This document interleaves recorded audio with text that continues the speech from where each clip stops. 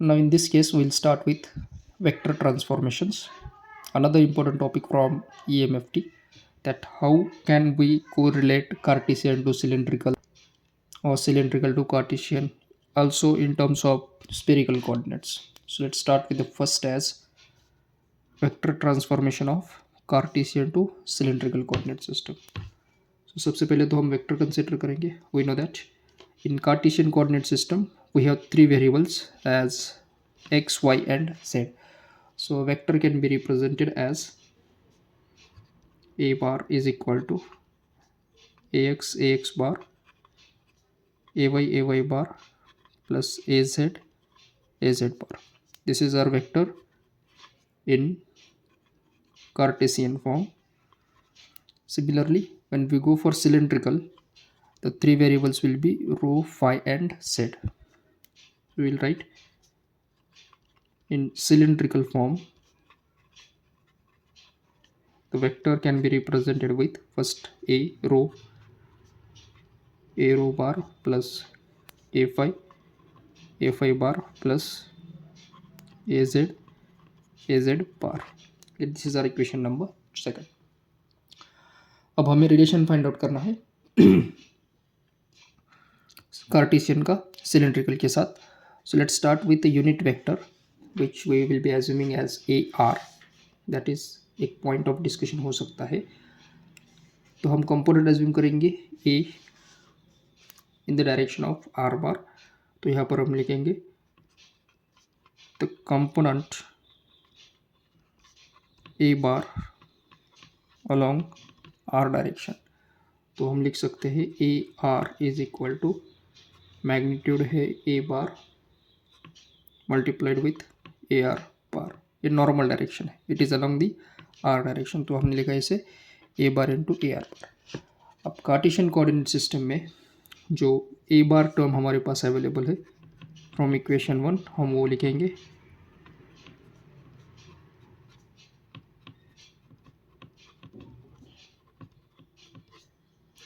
multiplied with AR bar unit normal direction में. Now this is a dot product, so we'll multiply the terms. I will be writing AX bar dot AR bar AY bar plus AZ into AZ bar AR bar. But we don't know the resultant of these dot products. Yes. तो इसके लिए सबसे पहले तो हम again एक बार cylindrical system भी ड्रॉ करेंगे और कार्टेशियन सिस्टम भी ड्रॉ करेंगे एंड उसके बिहाफ पे हम देखेंगे डॉट प्रोडक्ट क्या आ सकता है. Okay, so here we will draw the schematic with X Y Z axis.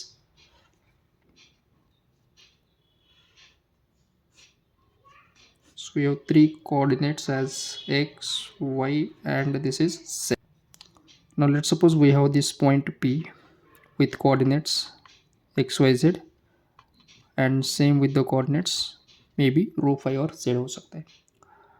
तो अगर मैं इस पॉइंट का प्रोजेक्शन एक्स वाई प्लेन में कंसिडर करूँगा, that means if I take a perpendicular from this point will be getting a point here. Yes. अब इस वाले पॉइंट को अगर हम देखते हैं, ये वाला पी पॉइंट जो है उसका डिस्टेंस क्या आ सकता है. सो बेसिकली अगर सिलेंड्रिकल कोऑर्डिनेट सिस्टम होता तो यहाँ पर एक सिलेंडर आ चुका होगा, उसका टॉप पोर्शन, और उसका रेडियस था रो. यानी कि ये टर्म जो है वो रो आ सकता है या फिर रेडियस भी हम उसको कह सकते हैं. So let's make a change. Will take this as rho. wherever we are having r, we will be considering this as rho. Now maybe this is because in most of the books they have written this as r and in some of the cases it is rho, that is radius. अब अगर मुझे इसे term out करना है तो देखिए ये जो ऊपर इंटरसेक्ट करता है सिलेंडर के इस पोर्शन को, तो इस वाले टर्म को हम एंगल कंसिडर करेंगे फाई. एक जो पॉइंट ऑफ इंटरसेक्शन हो सकता है जिसका डिस्टेंस है रो. अब इसी टर्म को अगर मैं यहाँ से पैरेलल लेता हूँ तो भी ये भी आ जाएगा rho. Rho is nothing but radius. So this angle is phi, this is radius rho. और इस वाले इंटरसेक्शन से अगर हम कुछ वेक्टर्स डिटरमाइन कर सकते हैं, तो क्या वेक्टर्स आ सकता है? So first this and this they are parallel हो सकते हैं, तो यहाँ से एक वेक्टर हम ले सकते हैं पैरेलल टू एक्स, दूसरा ये वाला parallel to Y, will assume it as a Y bar. Third जो है वो है फाई यानी कि एंगल, तो जो रिजल्टेंट है वो कुछ इस तरह से आ जाएगा ए फाई बार। और देखिए रो रेडियस जो है इसी तरह से अगर हम पैरेलल लेते हैं इसको तो ये आ सकता है ए रो बार। ठीक, अब हम इसी स्ट्रक्चर को प्रॉपरली ड्रॉ करते हैं। See first component is what A X, अगर मैं इसको इस तरह से शिफ्ट करता हूँ राइट साइड में तो A X could be this one, A X के बाद है A rho, okay that angle is made A rho bar और ये एंगल है फाई का, आ गया A X A rho bar. Next is what A Y bar, ये पैरेलल है, इन दोनों में 90 डिग्रीज का एंगल होता है, so this is our A Y bar आ गया। और लास्ट में we have A phi bar जो हम कुछ इस तरह से ले सकते हैं ए फाई बार। ओके तो ये आ गया देखिए रिजल्टेंट ए एक्स बार ए रो बार ए वाई बार ए फाई बार। अब अगर हम एंगल्स की बात करते तो देखिए दिस इज़ 90 डिग्री, ये वाला फाई है यस। तो ये चारों जो वेक्टर्स है उनमें एंगल क्या हो सकता है, तो सबसे पहले तो बात करेंगे ए एक्स और ए रो में एंगल क्या है। देखिए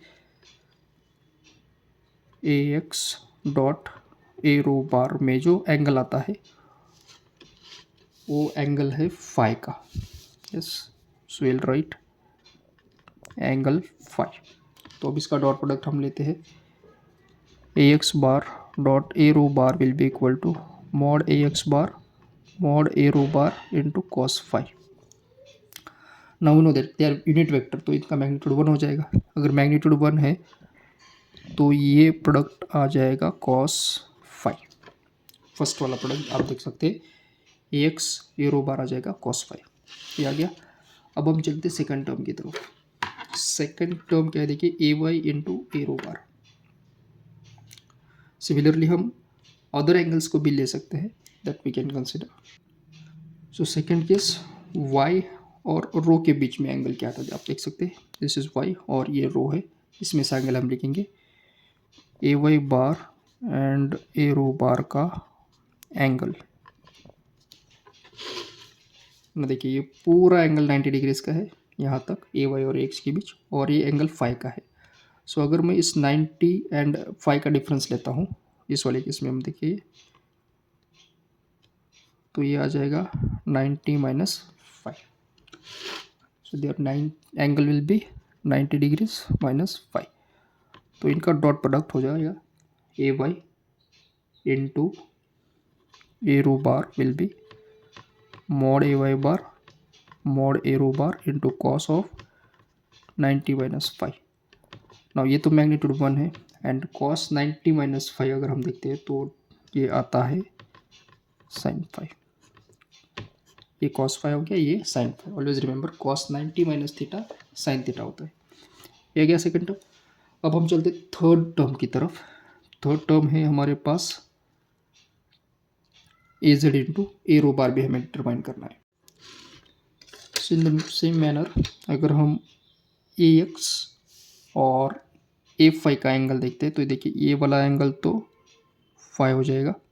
अब देखिए ए एक्स से ए वाई तक का एंगल 90 डिग्री से, तो ये 90 डिग्रीज और ये प्लस फाइव, यानी कि ए फाइव बार और ए एक्स बार के बीच में जो एंगल है वो आ जाएगा 90 degrees plus five. Okay so based on this we can write A X bar dot A five bar will be mod A X bar mod A five bar into cos of 90 plus five.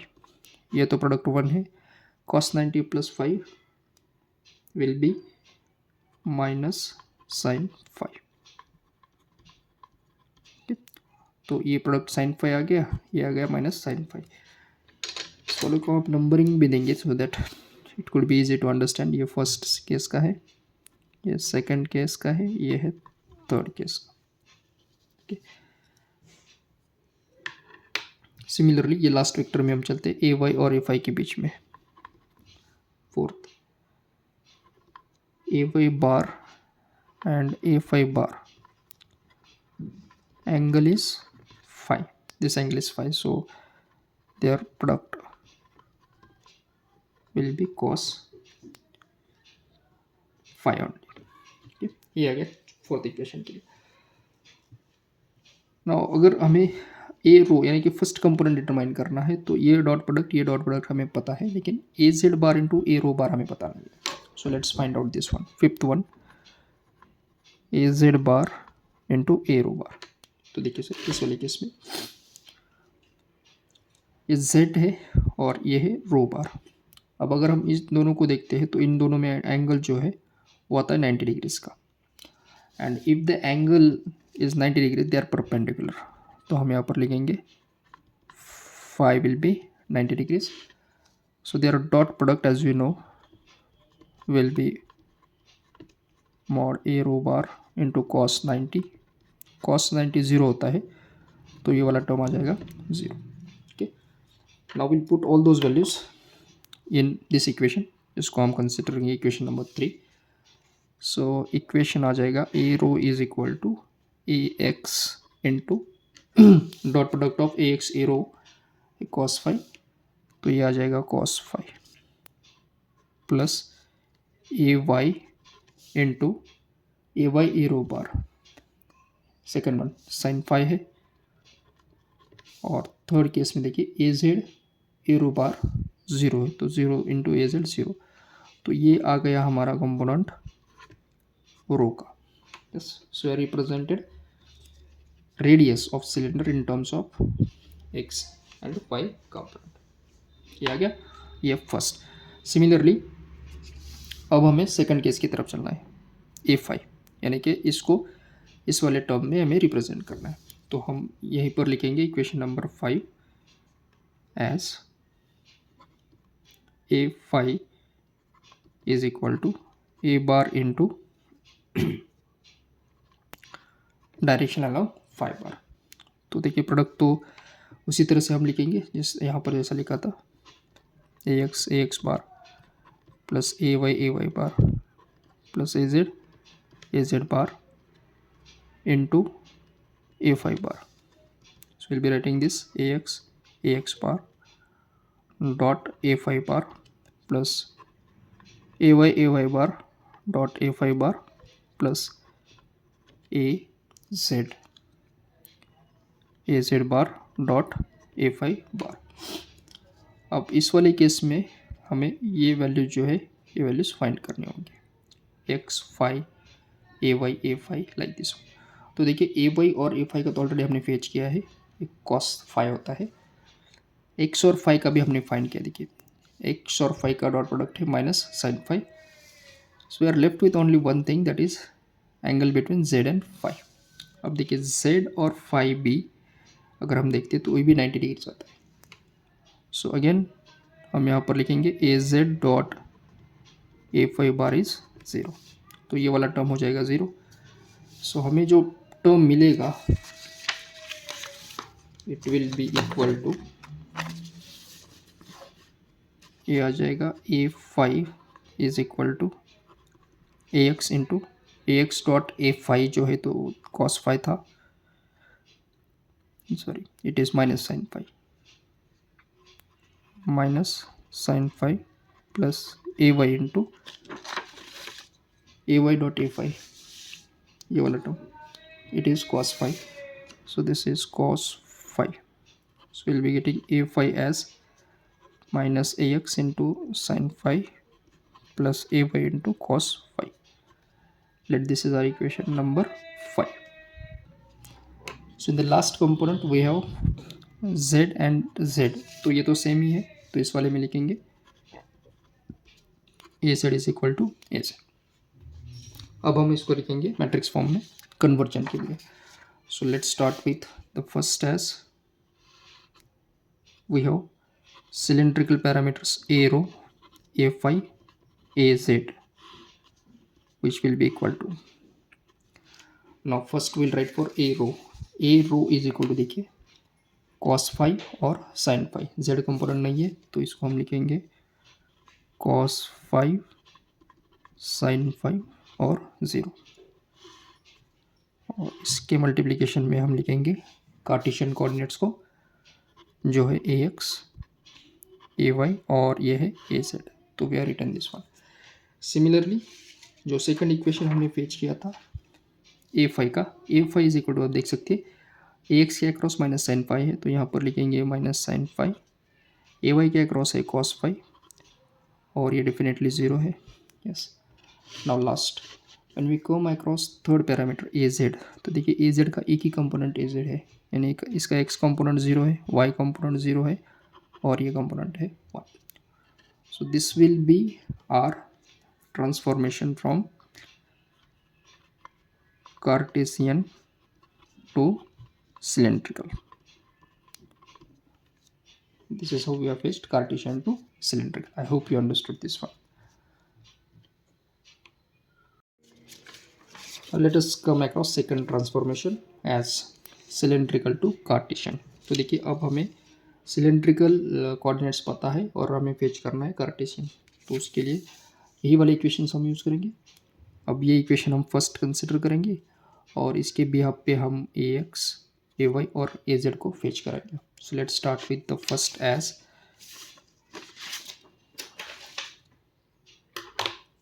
First component हम fetch करेंगे Cartesian का X के form में, तो होता है A X is equal to A bar dot A X bar. अब A बार तो हमें पता है सिलेंड्रिकल में होता है A rho bar plus A five bar plus A Z into A Z bar with the dot product of A X bar. तो ये वाला लिखेंगे हम A rho bar into A X plus A five into A X plus A Z bar dot A X bar. अब इस वाले component को fetch करने के लिए हम अगेन जो हमने एंगल्स देखे थे वही यूज़ करेंगे। तो देखिए सबसे पहले तो ये डॉट प्रोडक्ट था A X dot A rho is equal to cos phi. Now we know that dot product is always commutative, so A X dot A rho will be equal to A rho dot A X, और इसका जो angle आया था वो था cos phi, तो ये तो कॉस फाइव हो जाएगा। So we'll get this term as a rho into cos phi plus next है a phi ax। अब a phi और ax का हमने ऑलरेडी देखा था in terms of ax a phi, वो था माइनस साइन फाई, तो यहाँ पर हम लिखेंगे ax डॉट a phi is equal to a phi डॉट ax इज इक्वल टू minus sine phi. So we'll be getting this term as A five into minus sine five plus, अब ये डॉट प्रोडक्ट तो हमें पता है A Z dot A X क्या होता है 0, क्योंकि ये म्यूचुअली परपेंडिकुलर आता है, तो ये तो हो गया 0। ये हमने देखा था प्रॉपर्टीज ऑफ डॉट प्रोडक्ट में। तो ए एक्स हमें मिला है A rho cos five minus A five into sine five, ये आ गया। इसको हम लिखेंगे इक्वेशन नंबर फर्स्ट। अब सिमिलरली अगर हम ए वाई डिफाइन करेंगे तो देखिए ऑलमोस्ट इक्वेशंस कैसे आते हैं, तो देखिए यहाँ पर कॉस फाइव है और जो साइन फाइव था यहाँ पर माइनस साइन फाइव आ चुका है, तो जो सेकंड कोऑर्डिनेट हमें मिलेगा वो एग्जैक्टली रिवर्स हो सकता है। So we can be write as A rho into sine five plus A five into cos phi, because they are going to be reversing each other. और लास्ट कंपोनेंट तो दोनों में सेम है, A Z is equal to A Z. So इसके भी आप पर अब हम लिखेंगे रिजल्ट, फाइनली रिजल्ट हम लिखेंगे वो है at the output side we have A X A Y A Z which is equal to, first A X के लिए लिखेंगे कंपोनेंट देखिए है कॉस फाइव, ये है minus sine five, Z component 0 है। ए वाई के लिए we are having a row multiplied with sin phi, this is cos phi, और ये तो ज़ीरो है, और ए जेड के लिए तो फर्स्ट टू कंपोनेंट ज़ीरो थे, then we have one, and now it is multiplied with a row, a phi, and a z. So this will be our conversion from cylindrical to Cartesian. Okay, thank you.